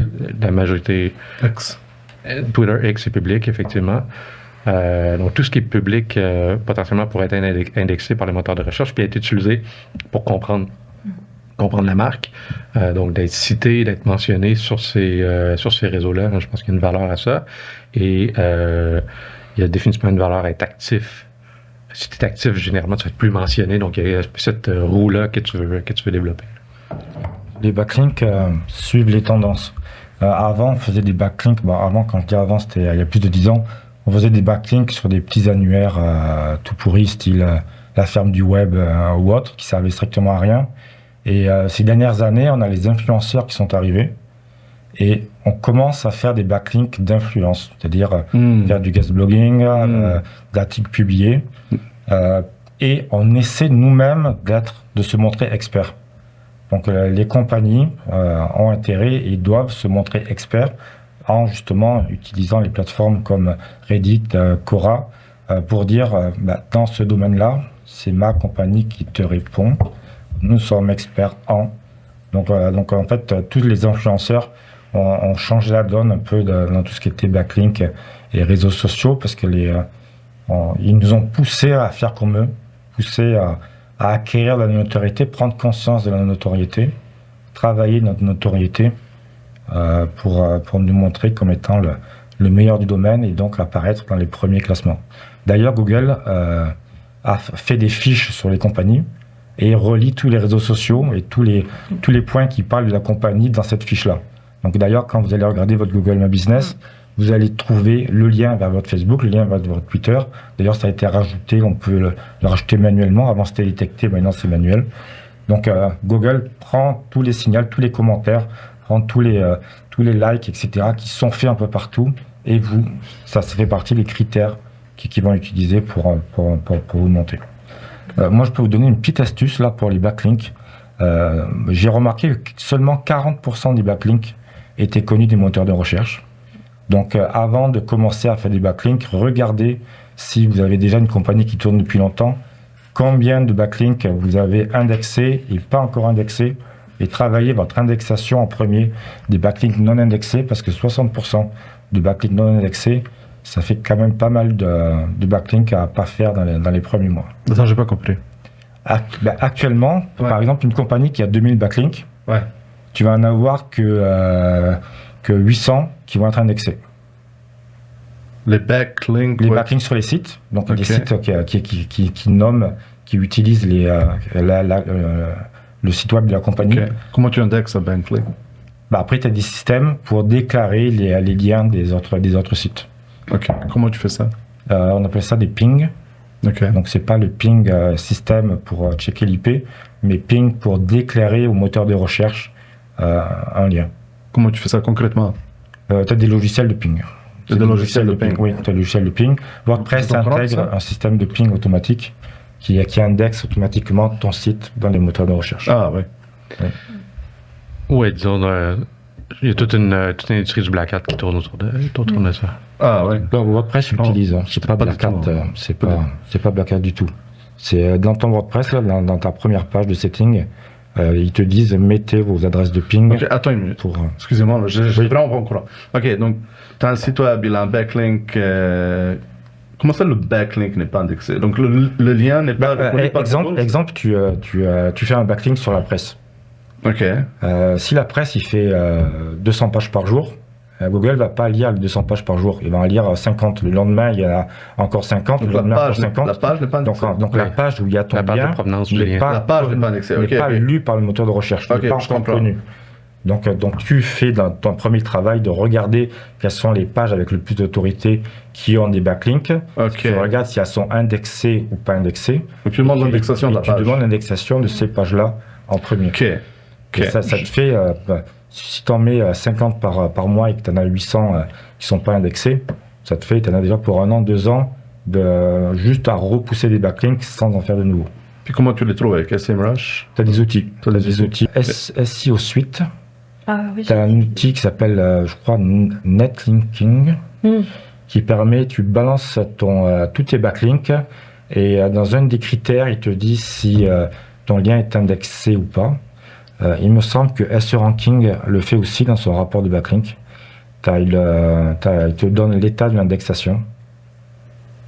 Mais les outils sont rares. Je ne pense pas qu'SEMrush le fasse. Je ne pense pas que Moz le fasse, le rapport d'indexation. OK. Je pense qu'on a... Il fut une époque où on pouvait soumettre des URL à Google.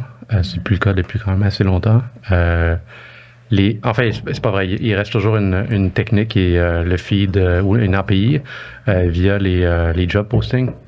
Mais techniquement, elle n'est pas supposée être utilisée pour autre chose que des job postings. Je sais que dans le domaine de Black Hat, il y a des gens qui vont l'utiliser pour plein d'autres choses. Mais si on suit les règles, le job posting API n'est pas supposé être utilisé pour d'autres choses, pour soumettre des URL. Sinon, il n'y a pas d'autres techniques pour soumettre des URL directement à Google, autrement que si on possède les accès au site web via la console Search Console. Bing est un peu le même principe aussi. C'est ce que je me suis dit aussi. Pour des trucs, il existait auparavant des mécanismes où on pouvait indiquer des URL à Google. Okay. Je pense qu'il y a des logiciels comme Xrummer, la belle époque Black Hat, ils fonctionnaient sur ce système-là de soumission, de ping. D'indexation de pages, des sites web qui ne t'appartiennent pas. Pour Bing, tu as Rapid Indexing qui permet qui permet de soumettre n'importe quelles URL sans être le propriétaire. IndexNow, non, c'est supposé être tes URL à toi via la console. Pas via la console, mais du moins, il y a une authentification qui devrait être faite. C'est des trucs qui sont surveillés de leur côté, donc je pense que encore là, on peut jouer dans les zones plus grises et puis se dire ça fonctionne jusqu'à temps qu'on se fasse prendre, puis ils vont fermer la porte. Attendez, c'est pour Bing, là, on s'en fout du Bing. Je suis désolé. Bing a un système de puis pas juste Bing, il y a Index, il y a peut-être d'autres moteurs de recherche plus petits, là, mais bref, les deux gros joueurs, c'est Bing et Index sur l'Index Now, où on peut soumettre, où en fait, ils demandent, donnez-nous votre feed d'URL avec les nouveaux URL, les changements d'URL que vous faites, ils les acceptent. Mais il y a quand même un système de qualité, d'assurance qualité de leur côté. C'est pas juste qu'ils prennent tout. Ils ont des mécanismes anti-spam, etc.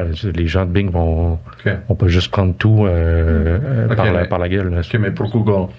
Google, il n'y a pas de système comme ça. Il n'y a Google, pas de système pour indexer des pages. Il n'y a pas d'équivalent. Non, dans le futur, peut-être, ils laissent sous-entendre les gens d'IndexNow que les gens de Google pourraient embarquer dans le projet, qui est techniquement un projet open source. L'objectif, c'est de diminuer le crawling sur le web, parce qu'on sait que 30-40% du web, c'est pas des utilisateurs, c'est des robots qui visitent des pages pour potentiellement les crawler, potentiellement les indexer. Donc, on génère énormément de trafic, d'activités serveurs, de coûts électriques à la base, pour juste tout ce travail-là. Et IndexNow dit plutôt, non, donnez-nous, informez-nous lorsqu'il y a un changement à votre URL et donnez-nous l'information sur vos nouveaux URL. Okay. On renverse un peu la dynamique à ce niveau-là. Est-ce que tu es d'accord avec ce qu'il dit? Oui. Ouais? OK, donc c'est du Black Hat, là. Non, c'est pas du Black Hat. Le WordPress, quand tu te connectes à ton WordPress utilise la technologie Ping pour faire indexer ton site. Le tien? Mais si c'est tous les sites WordPress ont une technologie de Ping pour se faire une indexation rapide. OK. Donc ça envoie ton adresse web à plusieurs moteurs de recherche, à plusieurs systèmes et tu peux configurer manuellement à quel serveur tu envoies tes pings. C'est directement depuis WordPress. Demander l'indexation des pages qui ne nous appartiennent pas, c'est ça que je veux savoir. C'est ça la question. Après, si tu veux indexer une page qui ne t'appartient pas, tu fais juste une page de blog n'importe où, tu mets tes URL dedans et tu la fais indexer. Et toutes tes URL seront indexées après. La question, c'est est-ce que c'est possible? Oui. Est-ce que c'est éthique? Est-ce qu'on répond aux guidelines de Google? Non. Potentiellement, non. C'est pas des liens achetés, c'est des liens qui existent déjà. Donc, non, je sais, mais selon les mécanismes qui, eux, offrent pour encore là, l'API des emplois, le job posting, C'est bien écrit dans la documentation, c'est utilisé pour des job postings, il y a une durée au job posting, etc. Ça doit être formulé comme un job posting. Si vous essayez de soumettre un article de recettes de gâteaux fraises, ça peut fonctionner, mais selon la documentation, ce n'est pas Mais je me pose la question, pourquoi c'est légal? Parce que si, par exemple, si c'est la presse... On parle pas de l'égalité, là, on parle de... Excuse-moi, pourquoi ça ne suit pas les guidelines? Parce que si c'est la presse qui est quelque chose de très reconnu, qui fait du bon travail, et qui a 200 pages qui ne sont pas indexées, pourquoi on ne pourrait pas demander l'indexation de ces pages qui ne nous appartiennent pas, mais qui appartiennent à la presse ou à la Gazette? C'est pas à vous à le faire, c'est à la presse. Est-ce qu'on peut appeler la presse et dire « Hey, vous avez 200 pages qui ne sont pas indexées, est-ce que vous pouvez les indexer ?» Il y a sûrement des bonnes raisons pour lesquelles elles ne sont pas indexées. Est-ce que ça peut être Et Google doit avoir des bonnes raisons pour lesquelles elles ne sont pas indexées. Mais S'ils ont des problèmes techniques, problèmes de qualité de contenu, crawl budget, peut-être? Dans un grand site web comme la presse potentiellement, puis c'est un des enjeux avec les publishers. Lorsque tu tombes dans les millions de pages, la découvrabilité de tes URL, découvrir les URL, crawler les URL, indexer les contenus, les étapes sont quand même importantes. La découvrabilité des nouveaux URL dans les sites web qui ont des millions d'URL, ça devient un enjeu important. Google a fait une nouvelle documentation là-dessus, d'ailleurs, sur les grands sites web pour aider à la découvrabilité puis répondre à cette fameuse question-là. OK, mon URL est crawl but not index, discover but not index. Ces deux critères-là sont importants, mais si vous avez des très grands sites web, posez-vous la question, mais si c'est un site que vous avez quelques centaines, quelques milliers de pages, c'est pas du tout un enjeu. Puis la documentation de Google est assez intéressante là-dessus. Mais techniquement, c'est une question de crawling budget, puis que tout simplement la page est oubliée. C'est ça. Est-ce que son contenu est toujours pertinent?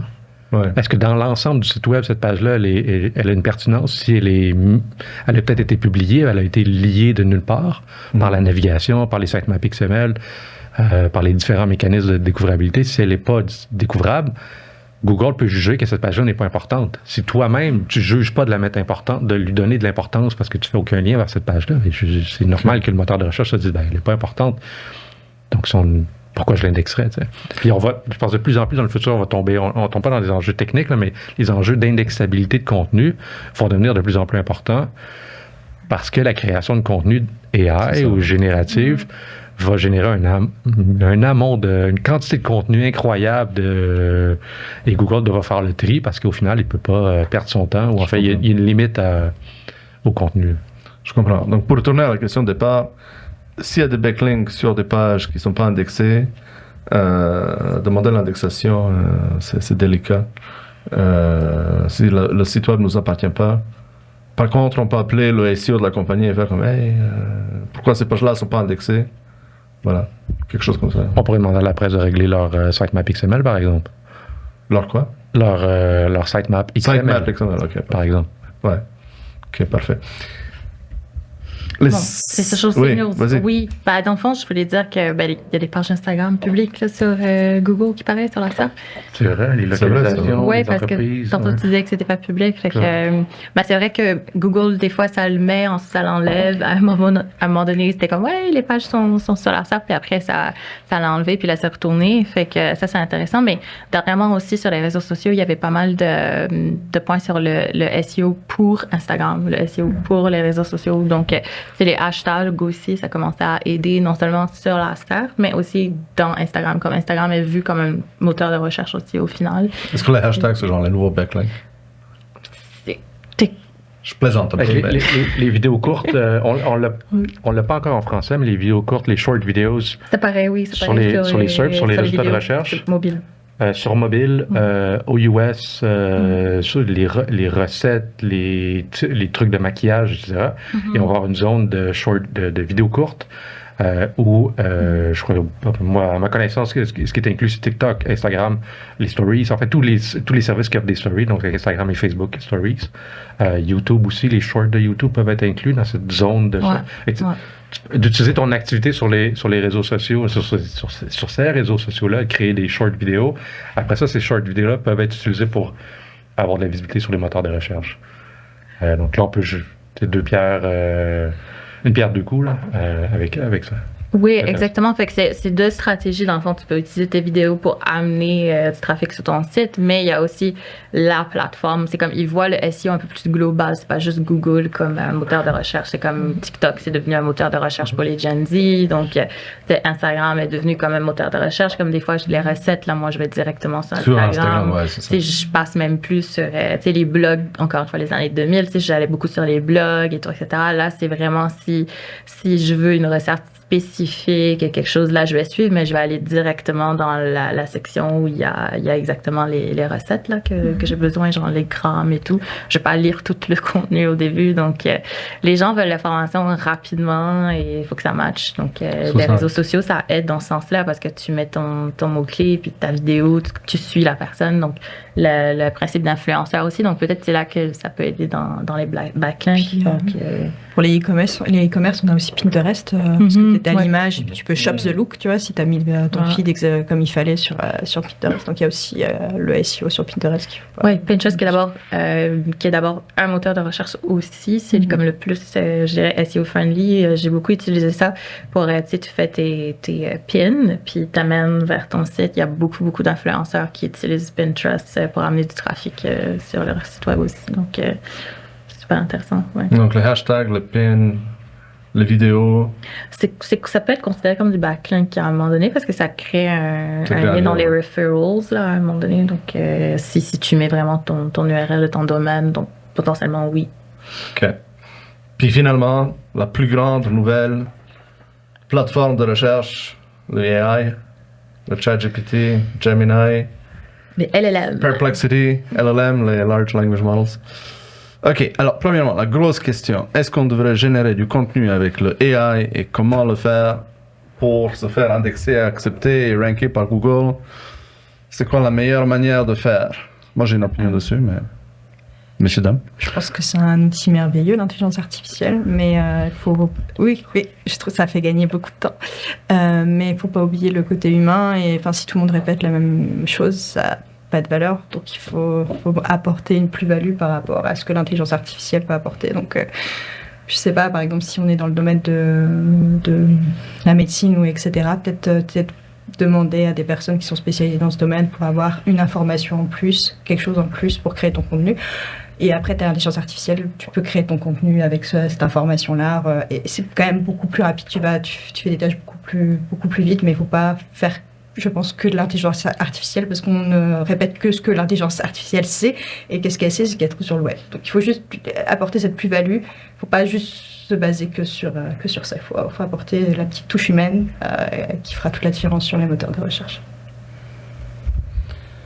Elle ne sait pas ce qu'elle ne sait pas. L'intelligence artificielle. Et juste pour être sûr, on parle de generative AI, vraiment l'intelligence artificielle générative, où on peut générer des contenus, où on peut l'utiliser pour répondre à nos questions-ish. Je mettrai un bémol là-dessus parce que je pense qu'on n'est majoritairement pas dans un mode... Ce qu'on voit avec les données en fait, des utilisateurs, c'est que c'est pas un mode de recherche purement comme on connaît. Un mode de discussion plus qu'ils vont avoir avec le robot. Mais si on reste dans la question, ta question sur le generative AI, est-ce qu'on devrait l'utiliser pour créer des contenus? Ma réponse courte, c'est non. Ma réponse longue, c'est peut-être. Ça dépend comment. Mais ma réponse courte serait non. Alors, il y a un an, moi je pensais non.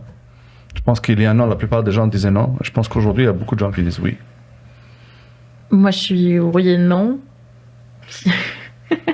Mais je vais m'expliquer.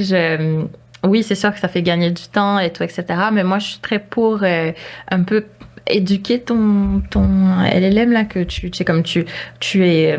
Il y a beaucoup de gens qui l'utilisent pour créer du contenu, soit contenu pour les réseaux sociaux ou pour ton site web, mais tu dois apprendre un peu ta manière d'écrire, parce qu'après, ça peut catch vraiment ton originalité et ça peut parler vraiment dans ton ton. Donc, c'est pour ça que je suis comme oui et non, parce que si tu l'apprends, à un certain moment donné, ça va juste... C'est comme si c'est toi qui écrivais. Moi, j'ai beaucoup testé ça. J'aime beaucoup Perplexity. J'avais commencé beaucoup avec ChatGPT. J'ai essayé Gemini, les autres et tout. Mais après, je suis retournée vers Perplexity parce que C'est mon préféré aussi. c'est ton préféré aussi parce Mais que maintenant, Grok, il est incroyable. OK.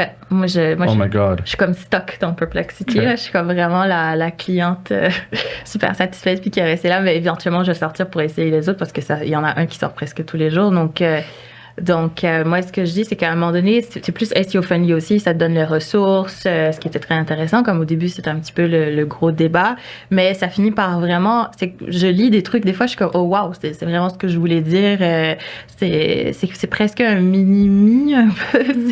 Je suis comme, wow, c'est vraiment ce que je voulais dire. Mais pourquoi on a besoin de dire que c'est écrit comme un être humain? Pourquoi on peut pas juste dire c'est du contenu écrit par un robot pour des êtres humains, puis on fait juste partager le data comme d'une manière crue? Pourquoi on peut pas faire ça? Parce que... Pourquoi c'est immoral de faire ça? Moi, Si c'est bien fait. Je rentre pas dans l'immoralité forcément. Moi, je suis plus du côté originalité. Comme manque d'originalité, évidemment, tout le monde va écrire la même chose. Mais si on veut juste partager l'information, si le style d'écriture n'est pas important, si on veut juste comme partager le data, comme voici le data, je vous le donne en forme écrite. Je vais juste dire un truc. Alors, dans mon cas, j'ai mon brand, c'est plus connecté à mon brand, le ton, c'est comme ça, je le connecte. Je n'ai pas vraiment réfléchi ça de manière à ce que c'est immoral ou quoi que ce soit. Si c'est comme une entreprise ou un site web qui est très en mode contenu, en mode machine, qui veut faire ça, c'est sûr que oui, ils auront une idée très différente de ça. Puis c'est sûr, après, au côté SEO, va avoir quelques impacts aussi. Donc, moi, je le connecte vraiment à mon brand. C'est ma manière d'écrire, c'est pour me faire gagner du temps. Donc, parce qu'en fait, les IA, si je réfléchis bien comme la mentalité derrière tout ça de ces compagnies-là, c'est un peu ça qu'ils veulent. Il y a Operator qui est sorti aussi avec ChatGPT. Donc, c'est vraiment pour venir t'aider c'est comme ton assistant. Fait qu'il y a toujours ce concept derrière ces outils-là qui est toujours comme ton mini-mi ou ton assistant. Donc, moi, je suis restée dans cette cage. Je rebondis sur ça. Les IA, c'est pas quelqu'un qui va faire ton travail. C'est un assistant qui va t'aider à faire le tien. Ça veut dire que si tu lui demandes quelque chose, il va répondre avec quasiment le même niveau que toi. Si tu sais pas qu'est-ce que c'est qu'un mot-clé, ton IA ne va pas te donner des bons mots-clés. Si tu sais pas écrire un texte, ton IA va pas te générer un bon texte. Parce que l'IA va faire ce que tu lui demandes. Si tu lui dis génère-moi un texte, c'est dans quel style? Comment? En utilisant quel mot? En utilisant. Si tu lui dis pas, si tu lui renseignes pas tout, il va te faire n'importe quoi. Il va dire, je vais prendre le style d'un enfant de 5 ans et je vais t'écrire un texte sur le SEO. Pourquoi? Parce que tu m'as pas dit que je devais prendre un style adulte, niveau collège, qui est business. Donc, comme tu m'as rien précisé, je prends n'importe quoi. Donc, c'est ça que les entreprises ont comme problème aujourd'hui, c'est que tout le monde utilise de l'IA en pensant que c'est un contenu professionnel et d'expert. Mais non, ça s'adapte à leur niveau, là. Tu demandes n'importe quoi, tu as n'importe quoi comme réponse. Donc il faut insister, il faut préciser ton style, il faut préciser tes requêtes. Il faut quasiment être expert dans ce que tu demandes à l'IA pour avoir un contenu de qualité. Si tu ne connais pas ton contenu, ne demande pas à l'IA de t'aider à le faire. Non, je suis d'accord. Et si on veut créer des pages, disons, en masse, at scale, par exemple, il y a 2 intelligences artificielles qui sont entraînées sur les recherches scientifiques. Il y a Consensus App et il y a Typeset.io. Et c'est l'intelligence artificielle qui met les références des publications universitaires. Maintenant, peut-être qu'il y a des problèmes, il faut les vérifier. Mais moi, ma question, j'ai regardé les guidelines de Google, ils disent que c'est correct d'utiliser le AI. Si on fait... Il y a une nuance, mais ouais. Alors, pourquoi non? C'est ce que je veux savoir. Il y a les guidelines de Google. Je me référais plus aux Quality Raters Guidelines, qui ont été d'ailleurs mises à jour en janvier 2025, concernant avec beaucoup d'informations sur les Generative AI. Donc, ils demandent aux Quality Raters, lorsqu'ils détectent du AI, de se poser des questions, mais généralement de le mettre en lowest quality, dans la catégorie la plus faible qualité possible. Donc, c'est carrément indiqué comme ça dans les Quality Raters. Pour le travail des Quality Raters, ce travail-là n'influence pas les positionnements, mais bien l'algorithme en tant que tel. Donc, c'est vers où Google s'en va. Est-ce que c'est en ce moment utilisé? Pas nécessairement, mais je pense que c'est la direction que Google veut prendre. Donc, si on parle dans le futur, si on veut créer des choses qui vont toujours être en ligne, qui vont toujours avoir du succès dans les 5 prochaines années, je dirais non, pour ces raisons-là, que ça ne suit pas les Quality Raters ou la direction que Google prend de façon générale. La prémisse de vouloir générer des contenus de masse, je pense qu'on a un souci ici, déjà, avec cette prémisse-là. Puis c'est bien indiqué d'un point de vue, si on se met à la place de Google, c'est pas quelque chose qu'ils veulent non plus que les gens génèrent de masse des contenus. De façon générale, c'est pas des contenus qui sont utiles. C'est des contenus qui viennent polluer le web d'une certaine façon, de façon de masse et générée. Et c'est pas des contenus qui sont distinctifs de ce qui existe déjà. C'est ça la grande question. Pourquoi créer un contenu? Encore là, si on va dans des marchés très spécifiques, là, très petits marchés dans des langages secondaires ou tertiaires, là, c'est une autre paire de manches, mais si on reste sur le marché, sur la francophonie ou le marché américain, par exemple, créer des contenus qui ne sont pas différents des contenus qui existent déjà, ça n'a pas de valeur à long terme. Puis c'est clairement indiqué par Google, c'est pas des choses qu'ils veulent. Ils vont de plus en plus ne pas indexer ces contenus-là. Donc, pourquoi perdre son temps à faire ça, en fait? Qu'est-ce qu'on offre de plus? Je vais rebondir là-dessus, puis j'ai une idée un peu controversée là, en tant qu'expert SEO, parce que le SEO a quand même aider à ce que l'information soit un peu trop pareille là, en ligne. Et je pense que Google, effectivement, ça, je rebondis vraiment sur ce que tu dis, veut essayer d'éviter ça parce que les gens, aujourd'hui, tu sais, l'information, c'est tu lis la même chose différemment, écrite différemment, puis après, maintenant, tu vas tomber sur comme un IA qui va t'aider à écrire très rapidement. Donc, c'est ce concept d'écriture de masse, ça devrait aller vraiment à l'encontre des qualités et tout ça de Google. Puis le transfert de connaissances aussi, tu sais, aujourd'hui, la première idée des moteurs de recherche, c'est que tu trouves l'information plus rapidement, que tu es capable de transférer tes connaissances plus facilement et tout, etc. Mais on sort un peu de ce concept-là. Là, c'est devenu très machine, très... là, ça commence à être un petit peu très capitaliste, je dirais, au niveau du contenu. Donc, c'est pour ça que je dis que j'ai une idée très controversée ici. Non, mais je crois pas que c'est... Je crois pas que c'est controversé. Je crois qu'on a... c'est un retour du balancier vers... Du humain, en fait. Là. C'est ce qu'on va vivre. Et plus que du contenu qui va être généré par des machines, plus que les gens vont vouloir du contenu qui est généré par des humains. C'est ça. Qui a une opinion, des contenus d'opinion. Puis c'est un peu...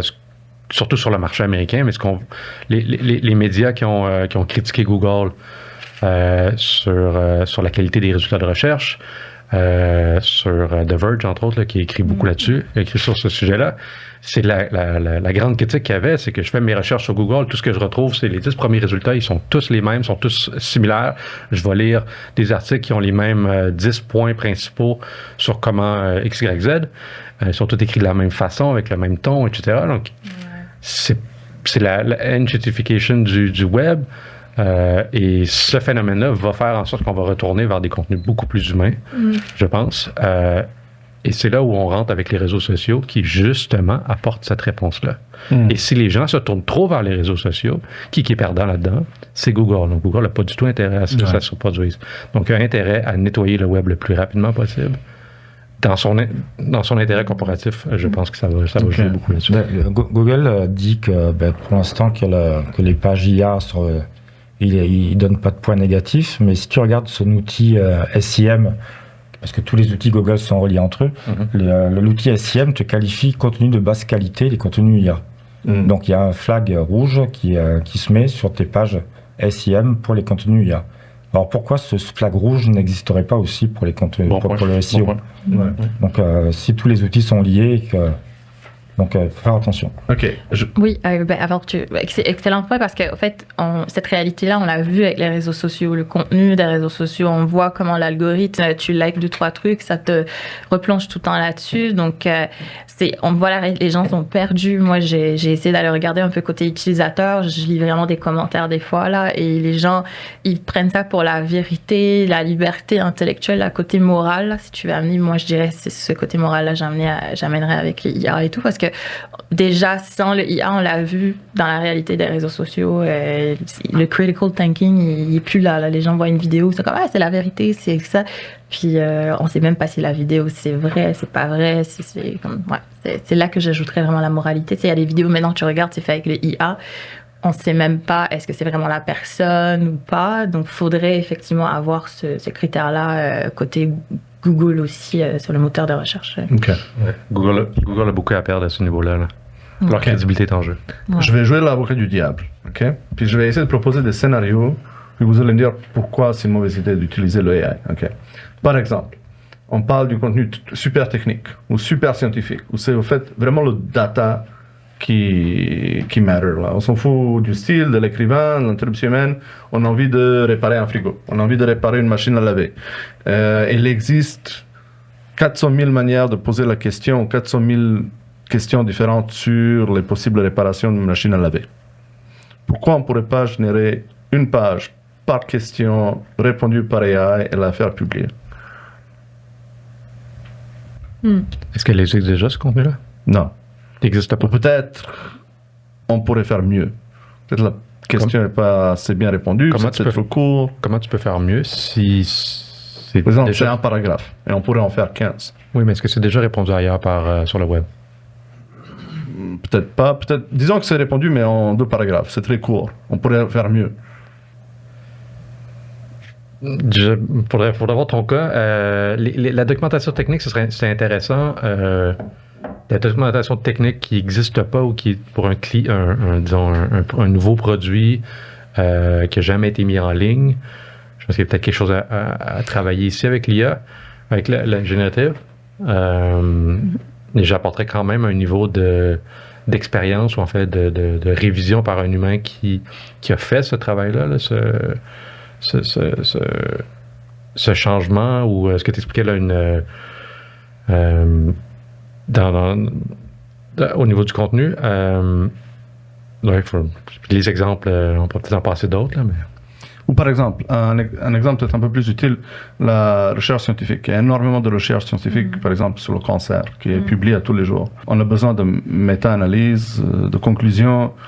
Si on utilise l'AI pour analyser toute la recherche qui était publiée depuis 31 décembre 2024, donc dans les derniers 2 mois, la synthétiser, répondre à des questions qui vont être utilisées pour des gens qui ont des problèmes de santé urgents, ça pourrait être un exemple.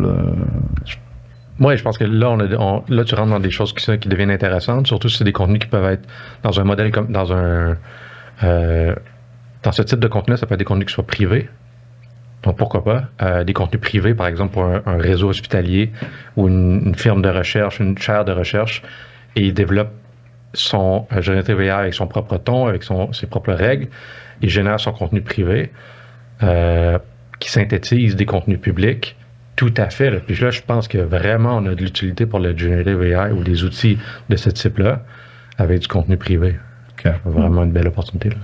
Okay. Moi, j'ai ma question aussi. Vas-y. J'ai ma question pour les experts.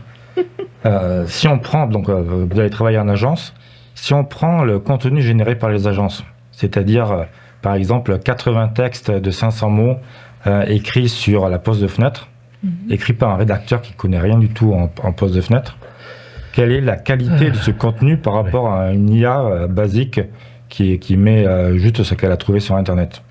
Parce que 80 textes écrits juste pour écrire du texte d'une personne qui ne connaît rien, c'est pas non plus de la qualité. Ouais. Donc est-ce que les textes d'agence sont de qualité, parce qu'on parle de qualité, est-ce qu'elles sont de qualité ou est-ce que c'est plus bas encore que l'IA? Il y a des agences qui font quand même des textes de qualité, mais je pense que l'IA aussi, elle va récupérer tous ces contenus qui sont déjà en ligne. Enfin, comment est-ce que l'IA saurait mieux?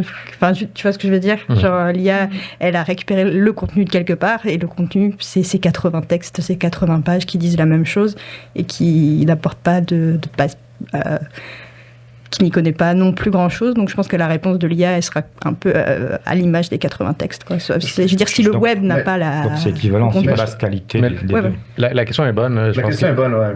Je ne limiterai pas ça aux agences, mais à tout fournisseur. Il y a des C'est-à-dire, c'est pas la compagnie qui écrit ses textes avec les experts internes.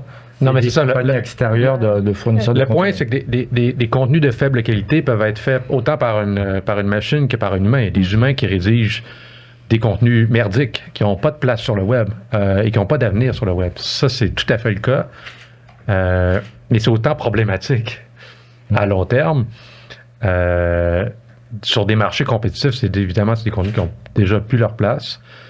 Donc oui, c'est pas des contenus qui devraient être en ligne de toute manière. Et d'avoir un processus de création de contenu, que ce soit via une agence, un fournisseur externe ou à l'interne. Il y a des gens qui vont c'est créer des contenus qui sont faits par des experts ou qui du moins qui sont infusés avec l'information de tes experts, tes subject matter experts dans ton industrie, dans ton entreprise où l'agence est capable de mettre ça en place et de limiter les contenus qui sont faits par des gens qui font juste rédiger des contenus sur peu importe le sujet. Je pense on doit passer vraiment à aller au-delà de ça. Puis la question de Generative AI nous fait réaliser cette problématique-là qui existait depuis puis la phase 1, ça a été Panda, qui a mis la hache là-dedans. Et là, on vit un Panda numéro 2 qui est plus avancé, incluant ça. Je pense que la question, depuis Panda, se pose pas. Là. Oui, c'est ça que dans ta question, moi, j'entendais même plus juste humain versus IA, mais vraiment comme connaissance subject expert versus quelqu'un qui connaît pas forcément cette industrie-là. Donc, au fait, ce que l'IA vient faire, justement, ça vient nous questionner sur ce type de contenu-là vers la personnalisation. C'est que les rédacteurs, rédactrices, peu importe agence ou pas, ils avaient tendance souvent à juste écrire quelque chose de très générique pour répondre à certains mots-clés long tail.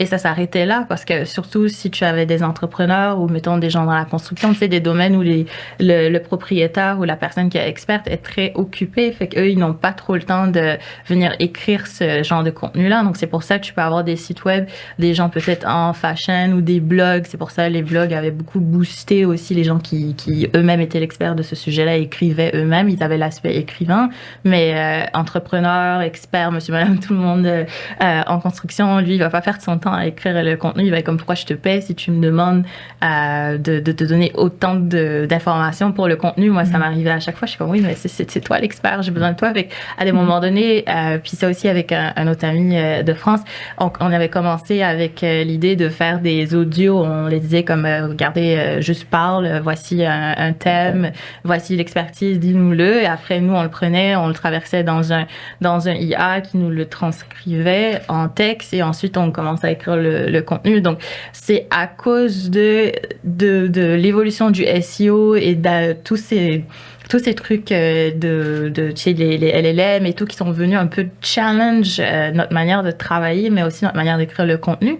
Puis après, le IA peut autant faire ça de manière équivalente, comme on disait tout à l'heure, parce que si on donne l'information à ce IA-là, ben, le IA va juste reproduire exactement un peu la même qualité, mais je pense que c'est venu challenger le point de personnalisation dans le contenu en même temps. Donc, c'est très bizarre parce que en même temps, le IA peut faire du contenu en mode machine rapidement, en mode masse, mais en même temps, on peut l'utiliser pour personnaliser son contenu, que je trouve super intéressant comme Est-ce qu'on peut avoir le métier de rédacteur expert qui va apparaître? Je pense, oui. Contenu de rédacteur qualité, on va dire. Ben, je sais pas comment ça va s'appeler. J'ai pas trop y pensé. Je veux pas dire n'importe quoi, mais je pense que ça va venir challenge beaucoup le poste de nous tous. Ça va pas forcément les remplacer, mais les rédacteurs maintenant, ou rédactrices devront être un peu plus de qualité, justement, mais plus poussés dans la personnalisation des choses pour se différencier avec le contenu de quelqu'un d'autre. Puis nous aussi, en termes SEO, ça va venir challenger pas mal aussi de nos compétences et de nos manières de travailler aussi, parce qu'on va vouloir sortir du lot, en fait. C'est ce que ça vient. Pour moi, je pense que pour ta question, on va dans le monde de publishing des 80 dernières années, où un bon rédacteur allait interviewer des experts.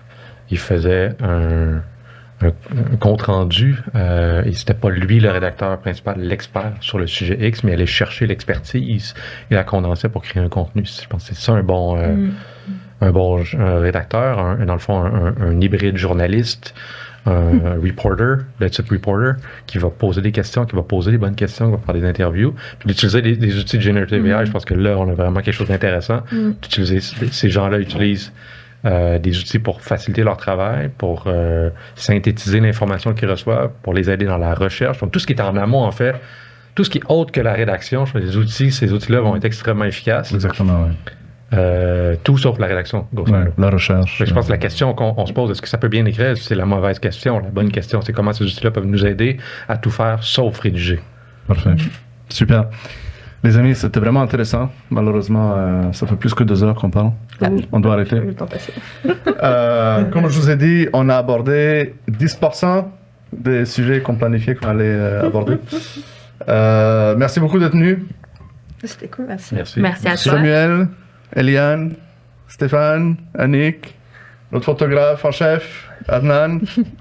Voilà, merci beaucoup. Merci pour l'invitation. Merci. Bye.